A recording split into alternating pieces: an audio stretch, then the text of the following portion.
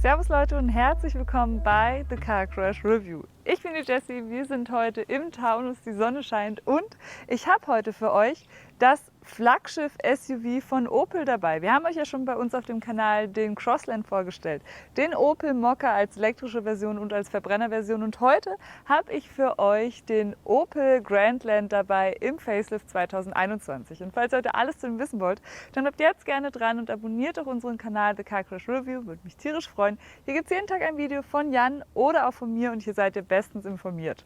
Und was werden wir heute gemeinsam machen? Wir werden über die Optik sprechen, über die Motoren, die ihr jetzt hier bekommt, über den Innenraum und gemeinsam hier eine Runde fahren. Bleibt jetzt gerne dran und dann gehen wir erstmal los und schauen uns etwas genauer an. Kommt mit!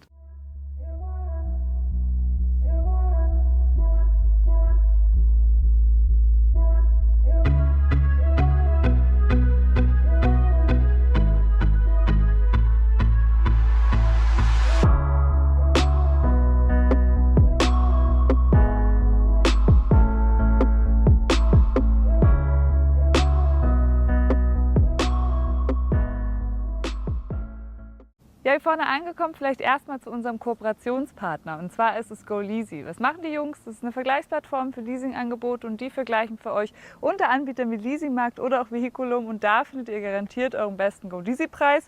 Schaut da auch mal vorbei, ob ihr den Grandland findet, jetzt in dem neuen Facelift. Den gibt es ja seit 2017 und interessant für euch könnte werden vor allem, dass es jetzt Plug-in-Hybrid-Varianten gibt. Einmal mit Frontantrieb, einmal mit Allradantrieb, denn ihr profitiert von der Dienstwagensteuer von 0,5% und bekommt eine Förderung von bis zu 7.000 €. Hier haben wir jetzt aber den kleinsten Benziner stehen mit 130 PS und ich habe mir den geschnappt, weil er der günstigste ist von allen Varianten und weil ich den euch gerne zeigen würde.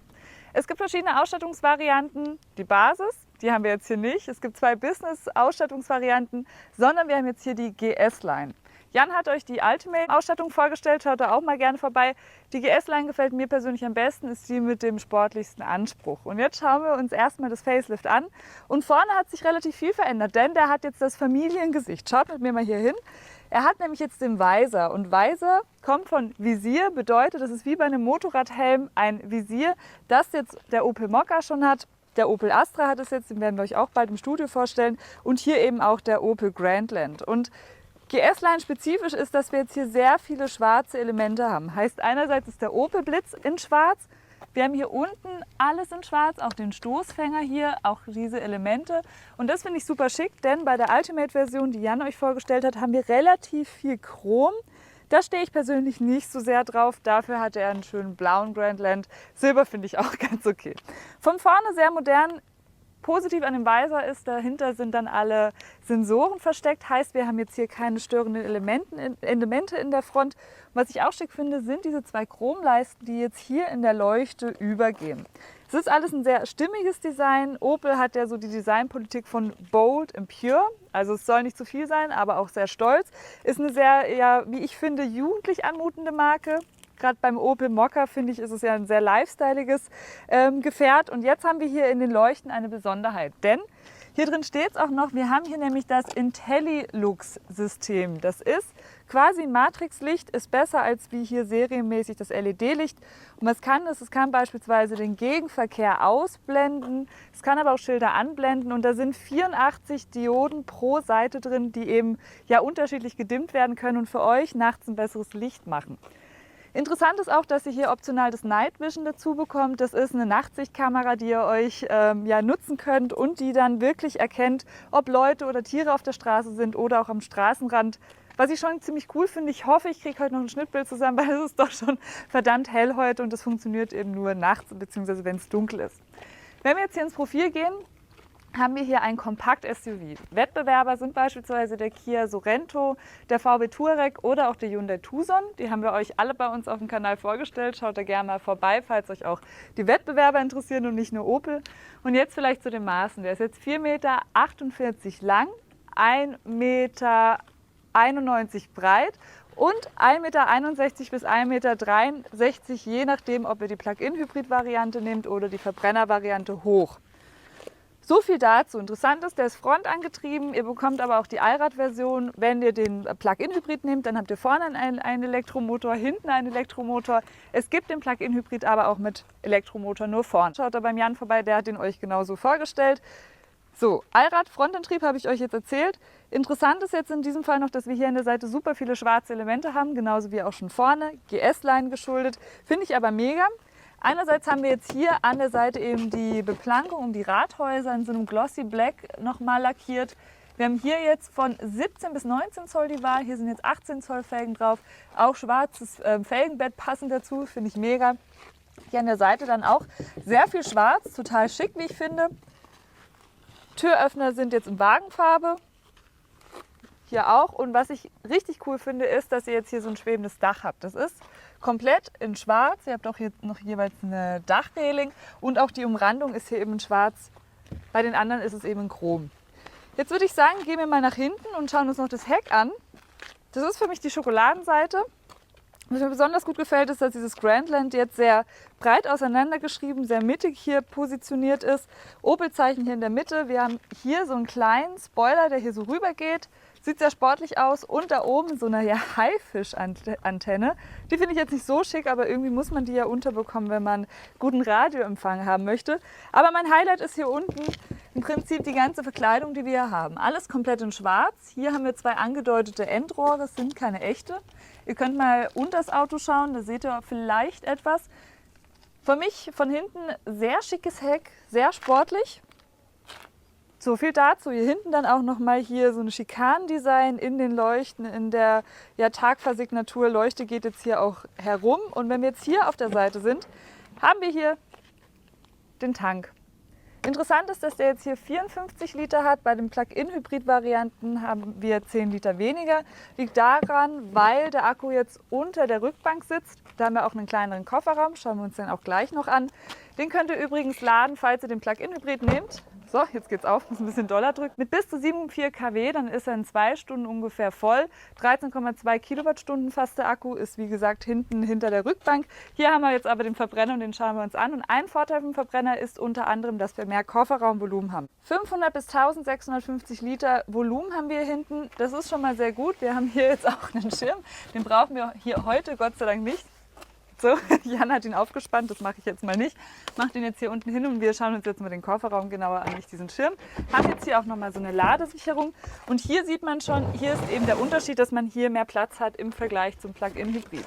Heißt, ihr habt hier einfach nochmal die Möglichkeit, was zu verstauen. Ich weiß aber nicht, wer von euch da draußen so einen doppelten Ladeboden und besonders darunter das Ganze nochmal benutzt. Falls ja, schreibt es mal in die Kommentare, weil ich zeige das jedes Mal und weiß gar nicht, ob das so sinnig ist. Habe hier nochmal die Möglichkeit, das so runter zu machen und wir haben hier an der Seite eine 12-Volt-Steckdose. Das ist praktisch und hier nochmal 2 Haken, um die Rückbank umzuklappen. Das machen wir gleich. Erstmal schauen wir uns noch die Hutablage an. Das hier ist echt wertig, sieht zwar ein bisschen knubbelig aus, aber es geht nicht kaputt, wenn man das hier eben öffnet. Ich zeige es euch nochmal auf der anderen Seite. Wir nehmen das nämlich jetzt auch gleich raus, um das Kofferraumvolumen anzuschauen. Falls ihr die Hutablage also nicht haben wollt, geht die hier auch weg. Ich lege die jetzt mal hier hin. Und jetzt schaut euch mal an, wie die Rückbank umklappt. Ich mache jetzt hier nur ganz leicht so und die schnellt nach vorne, hier auch. Und hier haben wir jetzt eben die 1650 Liter Fassungsvermögen und das ist echt gut.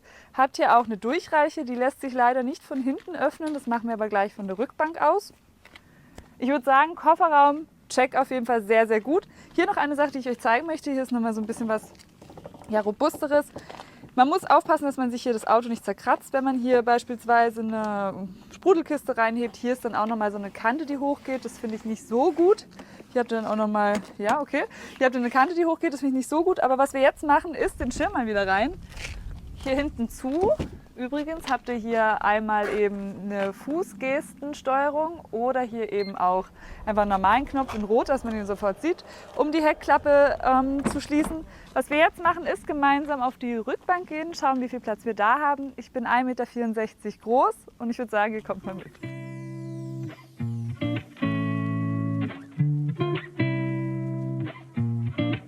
So, hier hinten angekommen erstmal. Ich habe mir als Beifahrerin jetzt vorhin den Sitz sehr weit nach hinten gestellt. Trotzdem habe ich ausreichend Platz. Nach vorn hin sollten es eigentlich 2 Fäuste sein. Wie gesagt, ich habe es mir sehr gemütlich gemacht. Nach oben hin 2,5 Fäuste.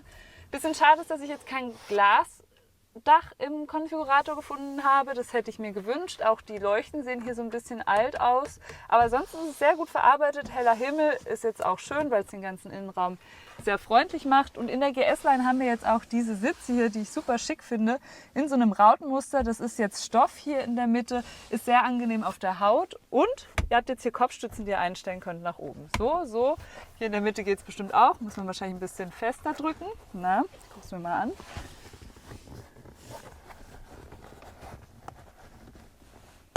So.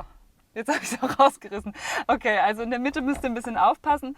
Es funktioniert aber auf jeden Fall, geht hoch. Und ihr habt hier auch noch eine Mittelarmkonsole mit 2 Cupholdern und wie ich euch gerade schon gesagt habe, hier auch noch eine Durchreiche. Könnt dann auch die Ski transportieren oder irgendwas Längeres, wenn ihr dann in den Urlaub geht, in den Skiurlaub, in den wohlverdienten. Hier vorne dann noch ein USB-Anschluss und hier habt ihr dann die 220 Volt Steckdose. Ich kriege sie auf. Ja, das finde ich mega gut. Hier kann man dann nämlich einfach und vor allem schneller sein Handy laden. Schauen wir mal noch gemeinsam in die Tür. Und hier haben wir jetzt oben ein bisschen Hartplastik. Türöffner ist jetzt ein Chrom, finde ich aber gut, dass er nicht zu dunkel ist. Da findet man den auch gleich. Hier hat man dann eine leichte Polsterung. Armauflage ist gut verarbeitet. Und hier geht es eben weiter mit dem Plastik. Finde ich aber eine gute Tür, wie ich jetzt so auf den ersten Blick sehe. Wenn wir jetzt gemeinsam vorgehen, mache ich euch noch die Motorhaube auf und anschließend sprechen wir noch über das Herzstück hier und in diesem Fall eben ein 1,3 Liter Benziner.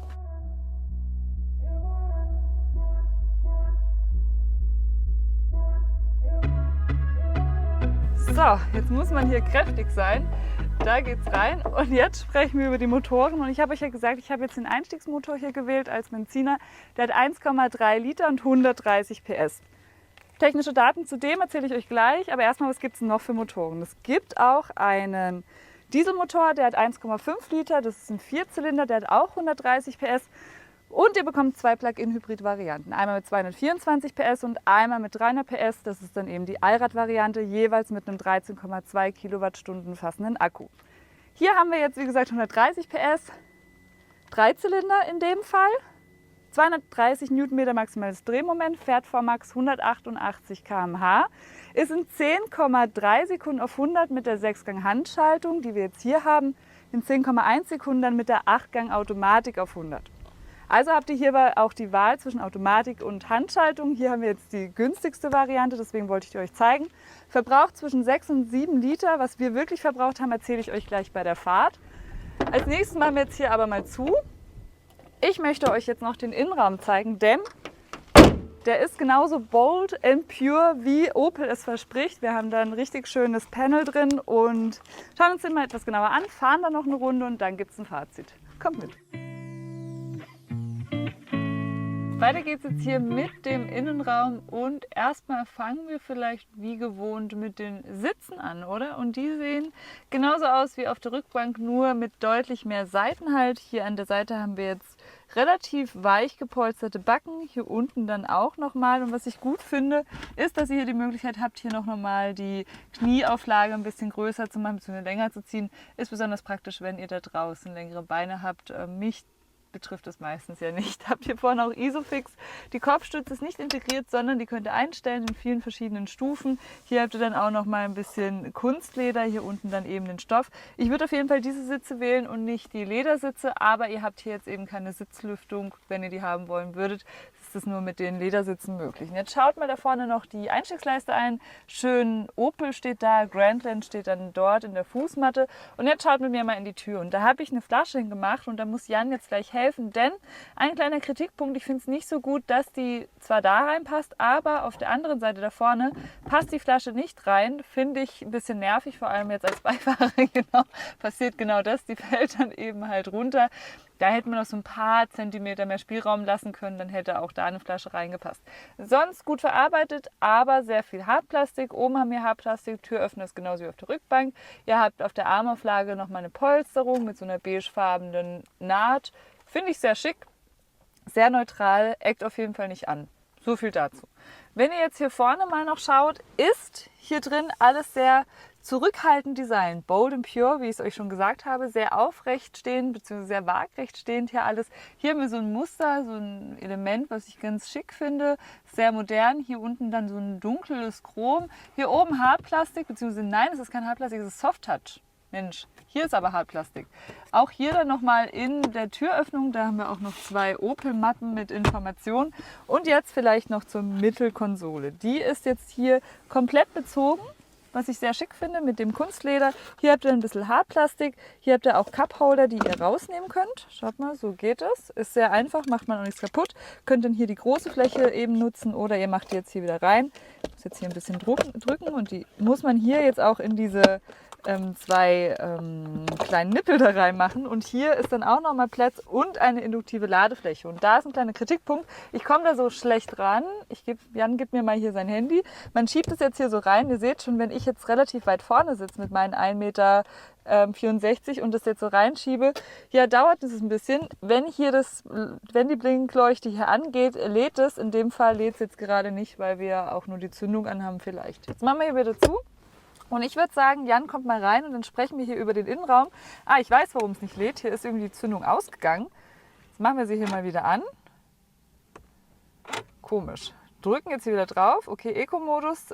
System schaltet sich ab. Aha, okay, daran liegt es. Jetzt müsste es hier leuchten. Jetzt schauen wir mal kurz noch. Nein, es leuchtet noch immer nicht. Sehr komisch. Machen wir jetzt hier wieder zu. Ich glaube, ich starte hier mal den Motor. Irgendwie möchte das System nicht. Jetzt schauen wir noch ein drittes Mal hier rein. Jetzt leuchtet es auch. Ich habe euch keinen Mist erzählt. Es ist aber nun mal so, dass es jetzt halt hier eben erstmal den Motor angemacht werden muss. Jetzt haben wir hier vorne eine Ansicht, die man hier über diesen Drehregler steuern kann. Und hier kann ich jetzt mir die Navigation reinmachen, muss dann immer ein bisschen warten. Hier kommt dann die Navi sehr groß rein, kann hier aber wieder minimal einstellen. Also es soll hier auch wirklich Digital Detox bei Opel genutzt werden. Heißt nicht so viele Informationen, dass der Fahrer nicht überfordert ist. Und hier haben wir auch noch Fahrhilfen, die wir uns vorne anzeigen können. Auch sehr praktisch, haben dann halt hier eben alle Assistenzsysteme. Bei dem Plug-in-Hybrid könnt ihr euch dann auch noch die ganzen Energieflussanzeigen da vorne reinmachen, was ich sehr cool finde. Lenkrad ist groß relativ, aber hier sehr schmal, wo man es eben hält, mit Kunstleder bezogen. Hier Opel-Zeichen in der Mitte, dreispeichig. Hier habt ihr alles zur Einstellung der Lenkradheizung beispielsweise, ist mir immer sehr, sehr wichtig. Habt ihr auch den Limiter und hier habt ihr alles zur Sprachsteuerung und für eure Telefonanrufe. So viel dazu, ich fühle mich hier sehr wohl. Sitzposition habe ich auch eine gute gefunden, nur ein kleiner Kritikpunkt. Ich bekomme das Lenkrad zwar in alle Richtungen eingestellt, aber nicht weit genug rein für meine Größe. Leider ist mir das Lenkrad jetzt so ein bisschen zu nah an meinem Körper. Jetzt gucken wir hier vorne mal noch und das lässt sich hier steuern über die verschiedenen Punkte. Hier übrigens bis zu 10 Zoll groß, hier bis zu 12 Zoll groß und wir haben jetzt hier verschiedene Knöpfe. Audio, Navi, Set, Apps und hier alles zum Fahrzeug. Fangen wir hiermit mal an. Wir haben hier alle Assistenzsysteme für teilautonomes Fahren Level 2, einen Totwinkelassistent, Anti-Schlupfregelung, haben hier auch nochmal alles zum Reifendruck. Wenn wir hochgehen, haben wir auch noch eine Einparkhilfe, einen Parkassist. Also so viel dazu. Hier habt ihr auch noch Fahreinstellungen für die Sicherheit hier nochmal, können wir draufklicken. Habt hier auch noch eine Verkehrszeichenerkennung, habt ihr auch noch eine Müdigkeitserkennung, könnt ihr auch noch die Rückspiegeleinstellung bei Rückfahrt an- und ausmachen. So viel dazu. Wenn wir jetzt hier wieder zurückgehen, Audio, Apple CarPlay, Android Auto funktioniert hier. Hier habt ihr das Navi-System. Wenn man jetzt hier rauszieht, funktioniert es auch sehr schnell, wie ihr seht. Hier kann man dann suchen, kann sich auch Favoriten einspeichern. Also das ist alles sehr intuitiv und einfach. Hier Telefon, Apple CarPlay, Android Auto, Wireless. Hier habt ihr noch Einstellungen und hier habt ihr eben die Connect-Apps in diesem Fall. Hier unten dann alles für die Klimaautomatik. Könnt ihr dann hier eben kühler oder wärmer stellen, wenn ihr es möchtet. Habt hier jetzt auch die Sitzheizung in 3 Stufen einstellbar. Die ist sehr heiß. Ich finde die aber gut. Lieber zu heiß, als dass sie nicht richtig eben Feuer unterm Hintern macht. Hier unten dann nochmal ein Secret-Fach mit 12 Volt Steckdose und einem USB-Anschluss. Und hier habt ihr eben noch den Spurhalteassistent, den ihr an- oder ausmachen könnt. Und hier eben auch die Parkpiepser. 6-Gang-Handschaltung liegt gut in der Hand. Es gibt auch noch optional ein 8-Gang Automatikgetriebe. Wir haben jetzt die niedrigste Version bzw. die günstigste Version. Und ich würde sagen, wir fahren jetzt einfach mal gemeinsam los und probieren die aus. Kommt mit!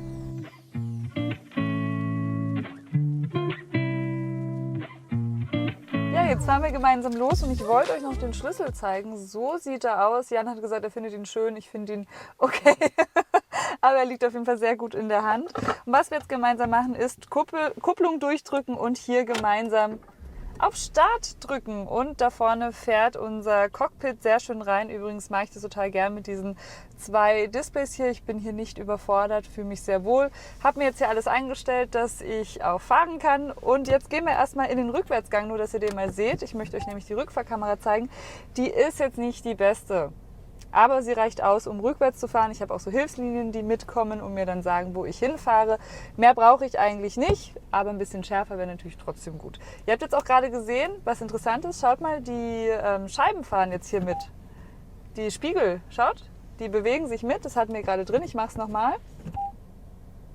Das ist natürlich sehr, sehr praktisch.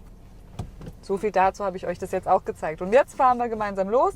Erster Gang und anfahren ist schon mal sehr gut, funktioniert und ich bin verwundert, weil wir haben jetzt hier nur einen 1,2 Liter Dreizylinder und trotzdem ist der recht zackig und fährt auch wirklich sehr gut. Ich bin erstaunt darüber. Ich habe ja erst gedacht, 130 PS eben bei so einem Grandland ist es vielleicht ein bisschen zu wenig, aber ich habe nicht einmal das Gefühl jetzt gehabt, dass der irgendwie absäuft oder dass der zu wenig Power hat.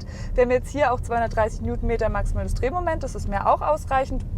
Und das finde ich schon ganz schön gut. Und man merkt hier eigentlich gar nicht, dass man hier in einem Dreizylinder sitzt.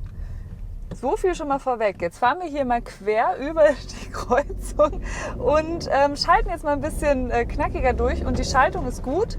Die findet sofort die Gassen. Ich habe jetzt hier einen ganz guten Griff. Könnte vielleicht noch ein bisschen kleiner sein, aber ich habe auch sehr kleine Hände und extrem lange Nägel zur Zeit. Die muss ich mir wieder schneiden. Und ja, so viel dazu. Ich bin schon mal begeistert vom Motor. Ich vermisse da nichts und der hat ordentlich Bums, ausreichend Bums, vor allem eben, obwohl wir jetzt hier so einen Berg hochfahren, habe ich hier irgendwie nicht das Gefühl, dass er mir absäuft oder so. Natürlich haben wir jetzt hier eine Beschleunigung von 10,3 Sekunden auf 100. Das ist jetzt nicht die schnellste Beschleunigung, aber ist für mich absolut in Ordnung. Es ist jetzt kein Auto, mit dem man super schnell einfach vorausfährt.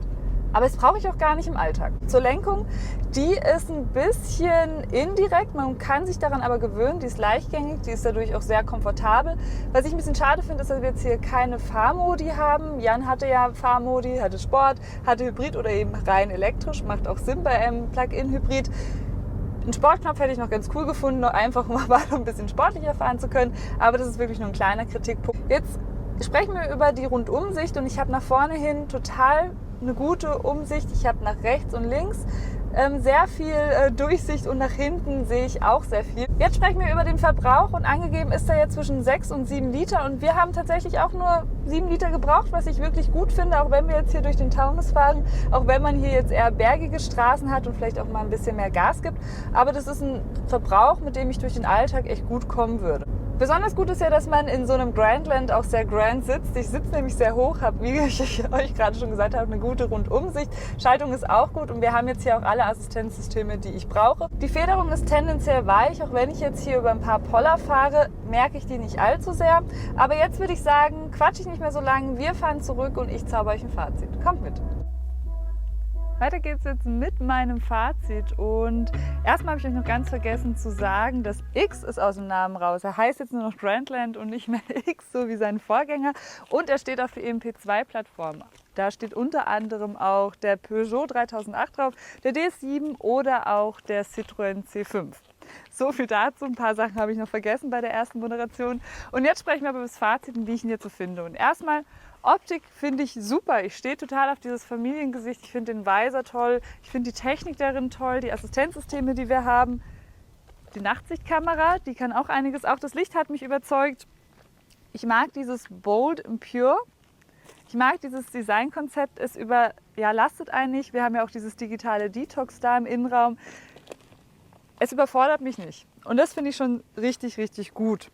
Wird übrigens in Eisenach gebaut, für alle, die es da draußen interessiert. Und ja, jetzt sprechen wir über den Preis. Und das ist ganz interessant. Ich habe euch ja gesagt, dass wir jetzt hier die kleinste Motorvariante haben mit der 6-Gang-Handschaltung. Und die beginnt bei 28.000 €. Das ist ziemlich gut, wie ich finde. Die Zukunft geht ja aber in Richtung Plug-in-Hybride bzw. Elektrifizierung. Opel hat ja auch gesagt, bis 2024 wollen sie nur noch elektrifizierte Autos auf den Markt bringen, bis 2028 nur noch elektrische Autos auf den Markt. Und wenn wir dann in Richtung Grandland und PHEVs gucken, beginnt der kleinere Plug-in-Hybrid bei 45.000 € und der mit Allrad bei 51.000 €. Da bekommt ihr aber doch noch eine Förderung von bis 7.000 € und profitiert von der Dienstwagensteuer von 0,5%. Schreibt mir gerne in die Kommentare, für welchen ihr euch entscheiden würdet und ob ihr die GS-Line genauso gut findet wie ich. Und schaut auch gerne mal bei unserem Kooperationspartner GoLeasy vorbei. Was machen die Jungs? Das ist eine Vergleichsplattform für Leasingangebote und die vergleichen für euch unter Anbietern wie Leasingmarkt oder auch Vehiculum und da findet ihr garantiert euren besten GoLeasy-Preis. Hier seid ihr aber gelandet bei The Car Crash Review. Hier gibt es jeden Tag ein Video von Jan oder auch von mir. Hier seid ihr bestens informiert. Ja, und dann würde ich sagen, sehen wir uns beim nächsten Mal wieder, Freunde. Bis dann!